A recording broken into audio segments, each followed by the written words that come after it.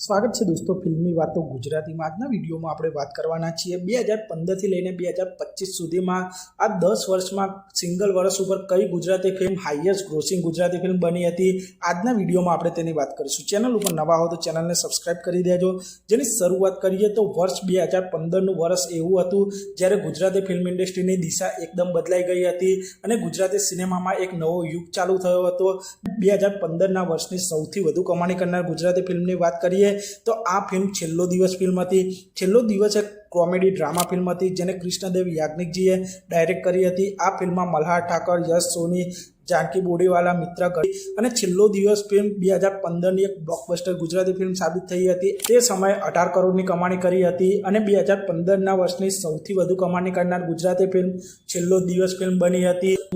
તે પછી આગળ વાત કરીએ તો 2016માં રોંગ સાઇડ રાજુ નામની ફિલ્મ બની હતી। આ એક થ્રિલર ડ્રામા ફિલ્મ જેને નિખિલ મુસળજીએ ડાયરેક્ટ કરી હતી। આ ફિલ્મમાં પ્રતીક ગાંધી, કિમ્બર્લી મેકબેથ જેવા કલાકારો જોવા મળ્યા હતા અને રોંગ સાઇડ રાજુ ફિલ્મ 2016ની સૌથી વધુ કમાણી કરનાર ગુજરાતી ફિલ્મ હતી। આ ફિલ્મે બોક્સ ઓફિસ પર 13 કરોડથી વધુ કમાણી કરી હતી અને રોંગ સાઇડ રાજુ ફિલ્મને 2016માં બેસ્ટ ગુજરાતી ફિલ્મનો નેશનલ એવોર્ડ પણ મળ્યો હતો અને રોંગ સાઇડ રાજુ ફિલ્મ 2016ના વર્ષની સૌથી વધુ કમાણી કરનાર ગુજરાતી ફિલ્મ હતી। અને તે પછી આગળ વાત કરીએ તો 2017માં રિલીઝ થયેલી કરસનદાસ પે એન્ડ યુઝ આ એક કોમેડી ડ્રામા ફિલ્મ હતી જેને કૃષ્ણદેવ યાજ્ઞિકજીએ ડાયરેક્ટ કરી હતી। આ ફિલ્મમાં મયુર ચૌહાણ, દીક્ષા જોશી જેવા કલાકારો જોવા મળ્યા હતા અને Karsandas pay and use film 2017ની સૌથી વધુ કમાણી કરનાર ગુજરાતી ફિલ્મ હતી। આ ફિલ્મે બોક્સ ઓફિસ પર 8 કરોડ 50 લાખની કમાણી કરી હતી। તે પછી આગળ વાત કરીએ તો 2018ની સૌથી વધુ કમાણી કરનાર ગુજરાતી ફિલ્મ શું થયું ફિલ્મ હતી। આ એક કોમેડી ડ્રામા ફિલ્મ હતી જેને કૃષ્ણદેવ યાજ્ઞિકજીએ ડાયરેક્ટ કરી હતી। આ ફિલ્મમાં મલ્હાર ઠાકર, યશ સોની, મિત્રા ગઢવી જોવા મળ્યા હતા અને શું થયું ફિલ્મે બોક્સ ઓફિસ પર 21 કરોડની કમાણી કરી હતી અને આ ફિલ્મ બોક્સ ઓફિસ પર બ્લોકબસ્ટર થઈ હતી અને 2018ની સૌથી વધુ કમાણી કરનાર ગુજરાતી ફિલ્મ શું થયું ફિલ્મ હતી। તે પછી આગળ વાત કરીએ તો 2019માં રિલીઝ થયેલી ચાલ જીવી લઈએ ફિલ્મ 2019ની સૌથી વધુ કમાણી કરનાર ફિલ્મ હતી। આ ફિલ્મ એક કોમેડી ડ્રામા ફિલ્મ હતી જેને વિપુલ મહેતાજીએ ડાયરેક્ટ કરી હતી। આ ફિલ્મમાં યશ, સોનત રાંદેરિયા, આરોહી પટેલ જેવા કલાકારો જોવા મળ્યા હતા અને ચાલ જીવી લઈએ ફિલ્મે બોક્સ ઓફિસ પર 52 કરોડની કમાણી કરી હતી અને આ ફિલ્મ એક all time blockbuster Gujarati film સાબિત થઈ હતી અને 2019ની સૌથી વધુ કમાણી કરનાર ગુજરાતી ફિલ્મ ચાલ જીવી લઈએ ફિલ્મ હતી। તે પછી આગળ વાત કરીએ તો ગોળ કેરી ફિલ્મ 2020માં રિલીઝ થયેલી સૌથી વધુ કમાણી કરનાર ગુજરાતી ફિલ્મ હતી। આ ફિલ્મ એક કોમેડી ડ્રામા ફિલ્મ હતી જેને વિરલ શાહ અને કુનાલ જાદવે ડાયરેક્ટ કરી હતી। આ ફિલ્મમાં મલ્હાર ઠાકર, માનસી પારેખ જેવા કલાકારો જોવા મળ્યા હતા અને ગોળ કેરી ફિલ્મે બોક્સ ઓફિસ પર 9 કરોડથી વધુ કમાણી કરી હતી। આ ફિલ્મ એક સુપરહિટ ફિલ્મ સાબિત થઈ હતી અને 2020ના વર્ષની સૌથી વધુ કમાણી કરનાર ગુજરાતી ફિલ્મ ગોળ કેરી ફિલ્મ હતી। તે પછી 2021ની વાત કરીએ તો 2021નો એવો સમય હતો જ્યારે કોરોનાનો સમય ચાલી રહ્યો હતો અને ઘણા બધા સિનેમાઘરો બંધ હતા અને આ દરમિયાન ગુજરાતી સિનેમામાં ઘણી ઓછી ગુજરાતી ફિલ્મો રિલીઝ થઈ હતી અને 2021ની હાઈએસ્ટ ગ્રોસિંગ ગુજરાતી ફિલ્મની વાત કરીએ તો ધુઆંધાર ફિલ્મ 2021ની હાઈએસ્ટ ગ્રોસિંગ ગુજરાતી ફિલ્મ હતી જ્યારે સિનેમાઘરોમાં પબ્લિક ફિલ્મો જોવા પણ નહોતી જતી અને ફિલ્મોને પણ લિમિટેડ ઓડિયન્સ સાથે રિલીઝ કરવામાં આવી હતી। તે સમયે આ મલ્હાર ઠાકર, હિતેન કુમારજીની crime thriller Dhuandhar film release થઈ હતી અને ધુઆંધાર ફિલ્મે 2021ના વર્ષમાં 1 કરોડ આજુબાજુ કમાણી કરી।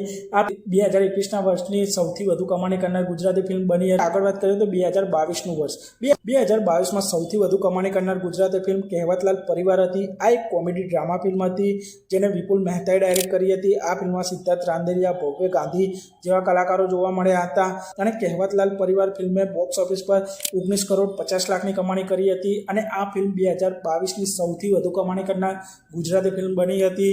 તે પછી આગળ વાત કરીએ તો 2023માં રિલીઝ થયેલી 3 એક્કા ફિલ્મ 2023ના વર્ષની સૌથી વધુ કમાણી કરનાર ગુજરાતી ફિલ્મ હતી। આ એક કોમેડી ડ્રામા ફિલ્મ હતી જેને રાજેશ શર્માએ ડાયરેક્ટ કરી હતી। આ ફિલ્મમાં મલ્હાર ઠાકર, યશ સોની, મિત્રા ગઢવીની જોડી જોવા મળી હતી અને 3 એક્કા ફિલ્મે બોક્સ ઓફિસ પર 31 કરોડ 50 લાખની કમાણી કરી હતી।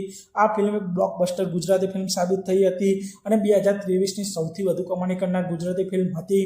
તે પછી આગળ વાત કરીએ તો 2024 2024ના વર્ષમાં રિલીઝ થયેલી જમકુડી ફિલ્મ 2024ની સૌથી વધુ કમાણી કરનાર ગુજરાતી ફિલ્મ છે. આ ફિલ્મ એક હોરર કોમેડી ડ્રામા ફિલ્મ હતી જેને ઉમંગ વ્યાસે ડાયરેક્ટ કરી હતી. આ ફિલ્મમાં માનસી પારેખ, વિરાટ ગેલાની, ચેતન દહિયા જેવા કલાકારો જોવા મળ્યા અને જમકુડી ફિલ્મે બોક્સ ઓફિસ પર 18 કરોડ 70 લાખની કમાણી કરી હતી અને આ ફિલ્મ એક બ્લોકબસ્ટર ગુજરાતી ફિલ્મ સાબિત થઈ હતી. જમકુડી ફિલ્મ 2024ની સૌથી વધુ કમાણી કરનાર ગુજરાતી ફિલ્મ બની હતી. આગળ વાત કરીએ તો 2025નું વર્ષ ગુજરાતી સિનેમા માટે ખૂબ જ લાભદાયી રહ્યું છે. આ વર્ષે રિલીઝ થયેલી ઘણી ગુજરાતી ફિલ્મોએ કરોડોની બોક્સ ઓફિસ કલેક્શન કર્યું છે અને 2025ની સૌથી વધુ કમાણી કરનાર ગુજરાતી ફિલ્મની વાત કરીએ તો લાલો શ્રી કૃષ્ણ સદા સહાયતે. લાલો શ્રી કૃષ્ણ સદા સહાયતે એક ડિવોશનલ ડ્રામા ફિલ્મ છે જેને અંકિત સખ્યાજીએ ડાયરેક્ટ કરી હતી અને આ ફિલ્મમાં કરણ જોશી, સુહદ ગોસ્વામી, રેવા રથ જેવા કલાકારો જોવા મળ્યા હતા અને લાલો શ્રી કૃષ્ણ સદા સહાયતે આ ફિલ્મ ગુજરાતી ફિલ્મ ઇન્ડસ્ટ્રીની એક ઐતિહાસિક ગુજરાતી ફિલ્મ બની ગઈ છે. આ ફિલ્મે તેના 5 સપ્તાહમાં જ 35 કરોડથી વધુ કમાણી કરી લીધી છે અને આ ફિલ્મ 2025ની સૌથી વધુ કમાણી કરનાર ગુજરાતી ફિલ્મ બની ગઈ છે અને જોવાનું રહેશે કે લાલો શ્રી કૃષ્ણ સદા સહાયતે ફિલ્મ તેના લાઈફ ટાઈમમાં બોક્સ ઓફિસ પર કેટલી કમાણી કરે છે તે જોવાનું રહેશે.